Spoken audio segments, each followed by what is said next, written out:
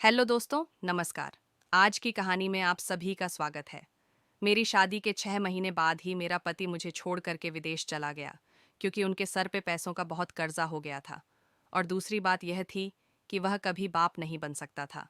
इन 6 महीने में मैं एक बार भी माँ नहीं बन पा रही थी, जबकि हम लोग कोशिश लगातार कर रहे थे। मेरे पति की इच्छा थी कि बच्चा हो जाए, उसके बाद विदेश जाएंगे। बहुत कोशिशें के बाद भी जब हमें कामयाबी नहीं मिली तो उन्होंने सोचा, विदेश जाएंगे, पहले पैसे कमा करके अपने सारे कर्ज खत्म करेंगे, उसके बाद किसी अच्छे हॉस्पिटल में हम दोनों अपना इलाज करवाएंगे। मेरे पति के पीछे मेरे साथ मेरी सास ससुर और एक छोटा देवर रह गया, जो कि उतना समझदार नहीं था। वह छोटा नादान बालक था। फिर भी उसे जो जो काम मैं कहती वह कर दिया करता था, लेकिन मुझे चाहिए था कोई ऐसा साथी जो मेरे साथ कुछ बातें करें, ताकि उसके साथ समय बीत सके। पति के जाने के बाद मैं बहुत अकेली पर गई थी, क्योंकि ससुराल में मेरी उम्र की कोई भी नहीं थी। एक नंद थी पड़ोस में, तो वो भी अपनी पढ़ाई पूरी करने दिल्ली चली गई थी, इसलिए मैं घर में अकेली बैठी रहती थी। जब अकेली बैठे बैठे मन ऊब जाता तो अपने छोटे देवर के साथ में लूडो खेलने लगती थी, लेकिन दिन बाद दिन मेरी बेचैनी बढ़ती ही जा रही थी। मेरे पति के लिए मुझे मेरे पति की याद और ज़्यादा आने लगी, जिसकी वजह से मेरा पूरा बदन मचलने लगता था।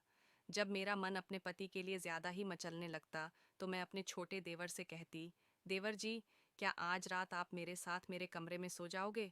मेरे देवर ने कहा, हाँ भाभी, क्यों नहीं। वैसे भी मुझे अकेले सोने में मज़ा नहीं आता है, आपके साथ तो मज़ा ही आ जाएगा। सोने में उस रात मैं अपने देवर को लेकर अपने कमरे में सो गई। मेरे देवर के अंदर अभी भी बचपना था। वो अपने खिलौने लेकर के मेरे कमरे में आ गया और मुझे कहने लगा, आओ भाभी, खेलते हैं। लेकिन मुझे तो किसी और ही खिलौने से खेलने का शौक था।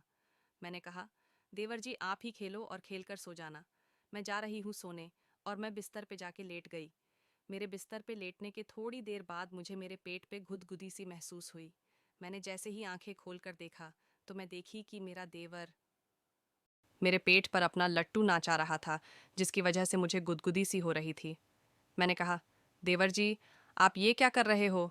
तो उसने कहा, भाभी, आपका पेट बहुत ही प्लेन है और टाइट भी है, इसलिए मैं अपना यह लट्टू नचाकर देख रहा था कि आपके पेट पर मेरा लट्टू नाचता है कि नहीं, लेकिन यह तो बहुत ही आसानी से नाच रहा है। मैं बोली, देवर जी मुझे गुदगुदी हो रही है, उसे हटाओ मेरे पेट पर से। मेरे देवर ने कहा, भाभी, आप थोड़ा देर और बर्दाश्त कर लो ना, मुझे बहुत मज़ा आ रहा है ऐसे आपके पेट पर लट्टू नचाने में। मैं बोली, देवर जी, आपको तो मज़ा आ रहा है, लेकिन मेरी क्या हालत हो रही है, ये आप मुझसे पूछो ना। मैं बेकाबू होती जा रही हूँ। कहीं ऐसा ना हो मैं आपके साथ कुछ गलत कर बैठूं। फिर बाद में मत चिल्लाना कि भाभी, आपने ये क्या कर दिया। फिर मेरे देवर ने कहा, भाभी आप मुझे मरोगी क्या? मैं बोली, अरे नहीं पगले, मारूंगी नहीं, तुझे तो मैं प्यार करूंगी। तेरे जैसे प्यार देवर को भला कौन भाभी मार सकती हैं। मेरी बातें सुनकर मेरा देवर हंसने लगा और बोला, भाभी, आप एक बार अपने पीठ ऊपर करो ना, पेट के बल लेट जाओ ना। मैं आपके पीठ पे लट्टू चलाना चाहता हूँ। उसका लट्टू प्लास्टिक का और हल्का था, इसलिए मुझे उससे कोई दिक्कत नहीं थी, लेकिन उसकी गुदगुदी से मेरा पूरा बदन सिहर जाता था और मेरा मन मचलने लगता था, इसलिए मैं उसे मना कर रही थी। लेकिन मेरे देवर के बार बार कहने के बाद मैं मान गई और मैं अपने पेट के बल लेट गई। मेरे देवर ने झट से मेरे पीठ पे से साड़ी को ऊपर नीचे करके अपना लट्टू चलाने का जगह बना लिया। दोस्तों, आगे क्या हुआ मेरे साथ जानने के लिए पार्ट 2 का इंतज़ार कीजिए।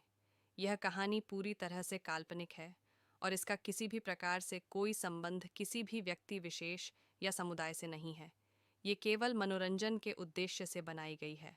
धन्यवाद।